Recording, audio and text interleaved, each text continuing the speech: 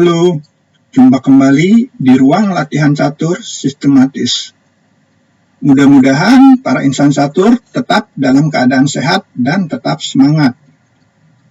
Kali ini saya akan mempersembahkan video menarik antara Grandmaster Anatoly Karpov melawan Grandmaster Garry Kasparov. Seperti biasa, sebelum saya memulai, saya akan senggol-senggol dulu beberapa rekan saya, seperti Bung Edi Sutaryono, Bung Risman dari Kabupaten Bandung Barat, Bung Abdullah Miharja, Bung Heri Ludwig, Bung Iwan Hernandez, dan juga yang lainnya yang belum sempat saya sebutkan nama-namanya. Terima kasih atas semua dukungannya. Kembali ke catur. Pertandingan kali ini menurut saya sangat penuh pelajaran. Bagaimana Karpov mengajarkan tentang beberapa prinsip yang diaplikasikan dalam permainannya, seperti penguasaan garis, postur depan, penempatan buah, menekan posisi dengan strategi yang tinggi, dan untuk lebih lengkapnya, kita langsung saja menuju partai. Mari kita ikuti langkah-langkahnya.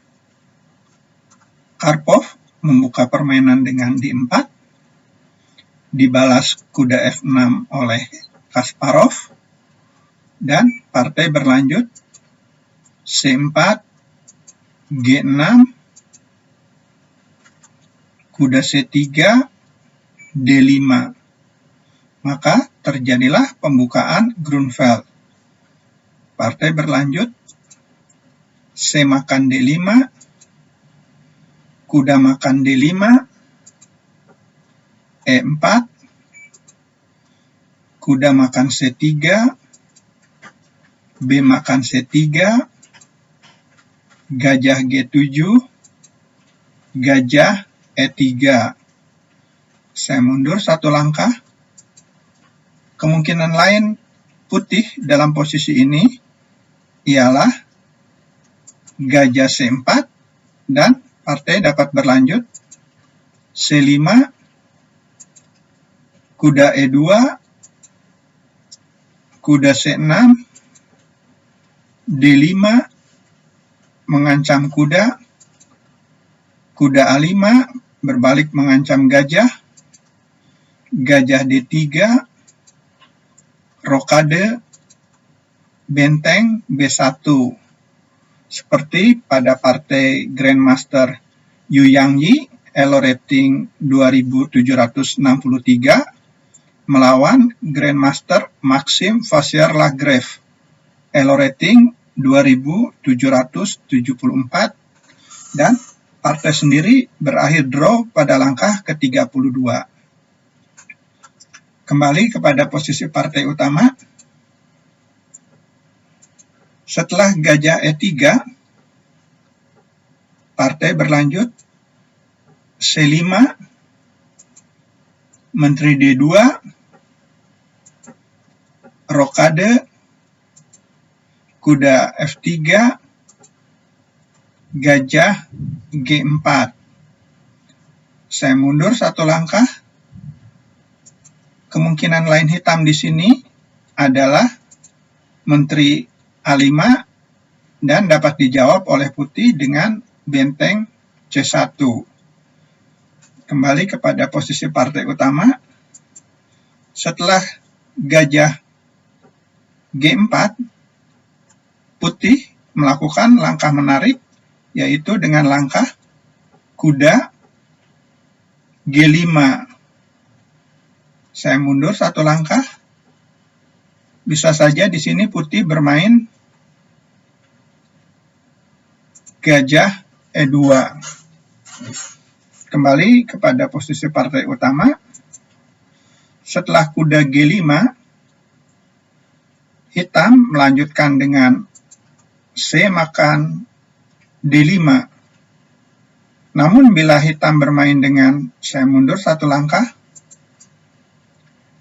H6, maka putih dapat melanjutkan dengan H3, gajah H5, G4,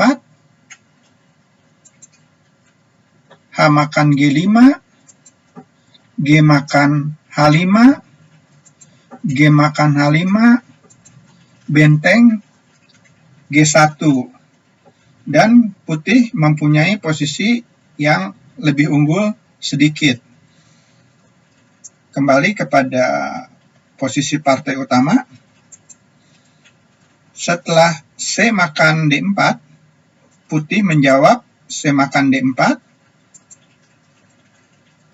kuda C6, H3. Jadi dalam posisi ini hitam memilih gajah D7. Namun hitam juga mempunyai dua pilihan lain, yaitu kuda makan D4 atau gajah makan D4. Dan kita akan menganalisa dulu langkah yang pertama, yaitu gajah makan D4. Di sini putih dapat melanjutkan dengan gajah makan D4, menteri makan D4, menteri makan D4, kuda makan D4,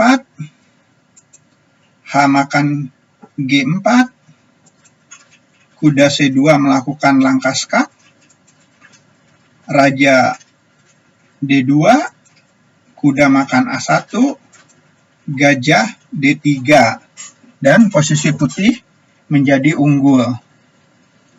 Kembali kepada posisi partai utama.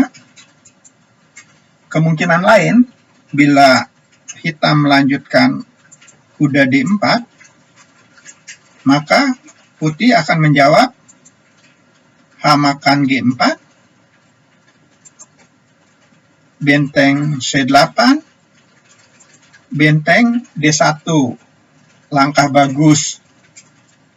Seandainya putih menjawab, saya mundur satu langkah dengan benteng C1, maka hitam akan menjawab dengan benteng makan C1, menteri makan C1, menteri A5 melakukan langkah skak, gajah D2, menteri makan A2. Dan posisi hitam cukup memuaskan. Atau jika dalam posisi ini putih melangkah gajah D3, maka hitam akan melanjutkan dengan kuda C2, langkah skak, gajah makan C2, gajah C3, menteri makan C3, benteng makan C3, gajah B3, menteri makan E3, melakukan langkah skak, langkah bagus, F makan E3, menteri A5 melakukan langkah skak, dan selanjutnya mengambil kuda yang berada di G5. Tentu saja posisi posisi hitam jauh lebih unggul. Atau kemungkinan lain, dalam posisi ini gajah makan D4, maka hitam dapat melanjutkan dengan gajah makan D4, benteng C1. Di sini hitam menemukan langkah bagus dengan gajah makan F2, melakukan langkah skak, raja E2, menteri makan D2, melakukan langkah skak, raja makan D2, benteng makan C1, raja makan C1, gajah E3 melakukan langkah skak, dan sekaligus mengambil kuda yang berada di G5. Tentu saja posisi hitam jauh lebih unggul. Kembali kepada posisi partai analisa. Setelah benteng D1, hitam melanjutkan dengan kuda C2 melakukan langkah skak, raja E2, menteri C7, raja F3 langkah bagus, benteng F D8, gajah D3. Dan dalam posisi ini putih mempunyai posisi yang cukup solid. Kembali kepada posisi partai utama. Setelah H3, hitam memilih gajah D7. Dan partai berlangsung benteng B1. Bisa juga dalam posisi ini putih melangkah gajah E2 dan dilanjutkan dengan langkah rokade. Partai berlanjut benteng C8, kuda F3, saya mundur satu langkah. Jika dalam posisi ini putih melangkah benteng makan B7, maka partai akan berlanjut kuda makan D4, gajah makan D4, gajah makan D4, menteri makan D4, dan dalam posisi ini putih telah terjebak oleh langkah yang bagus dari hitam, yaitu benteng C1 melakukan langkah skak, raja D2, dan di sini hitam melakukan langkah bagus dengan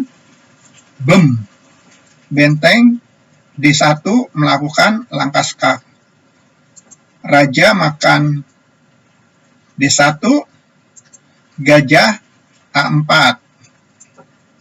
dan menteri putih yang berada di D4 tidak terjaga.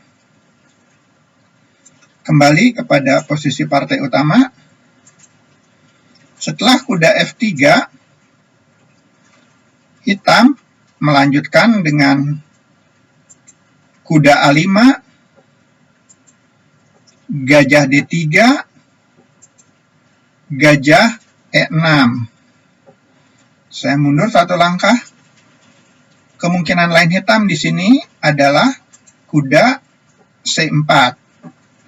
Namun kuda C4 dapat dibalas putih dengan gajah makan C4, benteng makan C4, dan putih melakukan langkah rokade.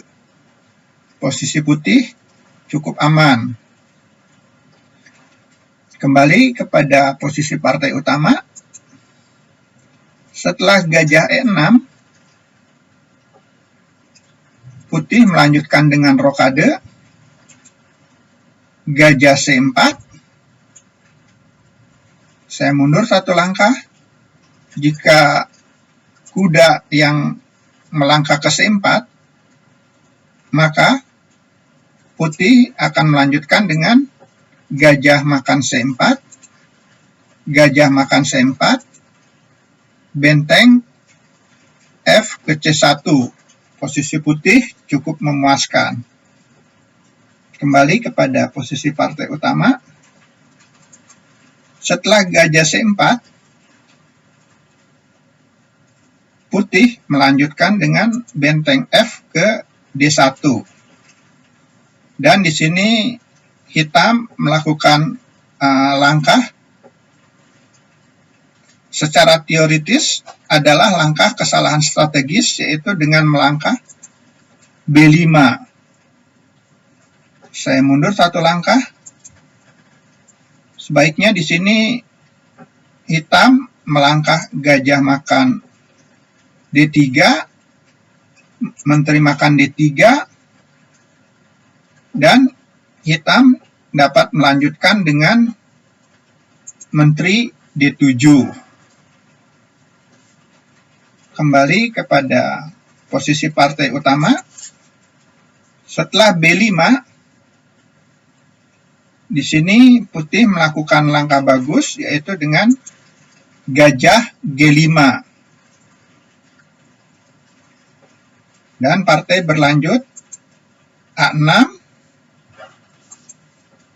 benteng B ke C1. Saya mundur satu langkah. Tentu saja di sini putih tidak melangkah gajah makan E7 karena akan dijawab oleh hitam dengan menteri makan E7, menteri makan A5, gajah makan D3, benteng makan E3, D3, queen makan E4, benteng kembali ke D1, benteng C6, dan posisi hitam cukup memuaskan. Kembali kepada posisi partai. Setelah benteng B ke C1, hitam melanjutkan dengan gajah makan D3, dan partai berlanjut benteng makan C8, menteri makan C8, menteri D3, benteng E8, benteng C1. Langkah bagus, menyimpan benteng pada lajur yang terbuka. Menteri B7, D5, kembali langkah bagus, mengatur agar mendapatkan pos di C6. Partai berlanjut kuda C4. Tentu saja di sini putih harus menghilangkan perwira hitam yang menghalang di lajur C. Dan di sini putih membuat langkah bagus dengan kuda D2. Kuda makan D2. Saya mundur satu langkah. Seandainya di sini kuda E5, maka putih akan melangkah menteri C2 dan tetap menguasai garis C. Kembali kepada posisi partai. Setelah kuda makan D2, putih menjawab gajah makan D2. Langkah bagus. Saya mundur satu langkah. Jika dalam posisi ini putih melangkah menteri makan D2, maka hitam akan melanjutkan dengan B4, benteng C6, dan hitam dapat melangkah A5, sehingga terjadi pertarungan yang saling menyerang. Kita kembali ke posisi partai utama. Setelah gajah makan D2,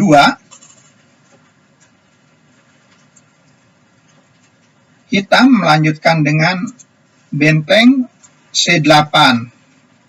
Dan disinilah fungsi petak C6 sangat penting untuk tetap dapat mempertahankan inisiatif penyerangan.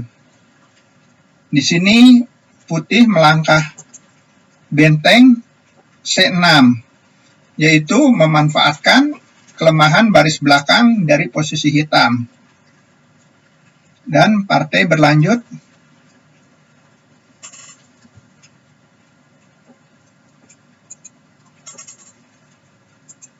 gajah E5. Saya mundur satu langkah. Jika seandainya dalam posisi ini hitam menjawab benteng makan C6, maka putih akan menjawab D makan C6, menteri makan C6, menteri D8, melakukan langkah skak, gajah F8, gajah H6. Dan jelas posisi putih menjadi menang. Kemungkinan lain hitam dalam posisi setelah putih melangkah D makan C6 adalah menteri C7 dan akan dijawab oleh putih dengan langkah menteri D7, gajah E5, gajah B4, mengancam E7, E6, menteri E8 melakukan langkah skak, raja G7, menteri F8, raja F6, dan di sini putih melakukan langkah selipan yang bagus, yaitu dengan langkah gajah E7 melakukan langkah skak. Menteri makan E7, menteri H8 melakukan langkah skak, raja G5, menteri makan E5 melakukan langkah skak, raja H6, pion C7. Tentu saja posisi putih dalam keadaan unggul. Kembali kepada posisi partai utama. Setelah benteng C6, hitam melanjutkan dengan gajah E5. Dan di sini putih memaksa penempatan gajah E5 yang bagus untuk dihilangkan, yaitu dengan langkah gajah C3. Hitam menjawab gajah B8. Saya mundur satu langkah. Jika hitam menjawab gajah makan C3, putih akan melangkah menteri makan C3 dan putih mendapat keuntungan menguasai lajur C yang terbuka. Kembali kepada posisi partai utama. Setelah gajah B8, putih melangkah menteri D4, langkah bagus untuk membuat kelemahan pada sayap raja posisi hitam.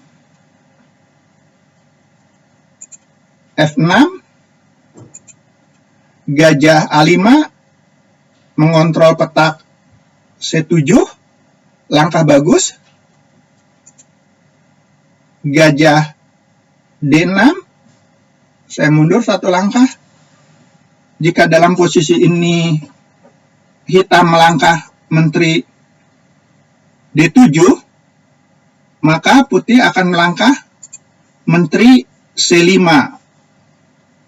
Dan jika hitam melanjutkan dengan benteng makan C6, maka putih akan melangkah menteri makan C6, menteri D6, menteri E8 melakukan langkah skak, raja G7, gajah D8, menteri H2 melakukan langkah skak, raja F1, menteri H1 melakukan langkah skak, raja E2, gajah E5, gajah E7 dengan ancaman di petak F8, raja H6, gajah F8 melakukan langkah skak, raja G5, menteri C8 melakukan ancaman mat di G4, H5, D6, Menteri makan G2, Menteri C1 melakukan langkah skak, Raja H4, Menteri E3. Tentu saja dalam posisi ini, posisi putih sangat unggul. Kembali kepada posisi partai utama. Setelah gajah D6, putih melanjutkan Menteri C3 mendukung benteng untuk menguasai lajur C. Dan partai berlanjut benteng E8, A3, Raja G7, G3, Menteri E5, Menteri C5, H5.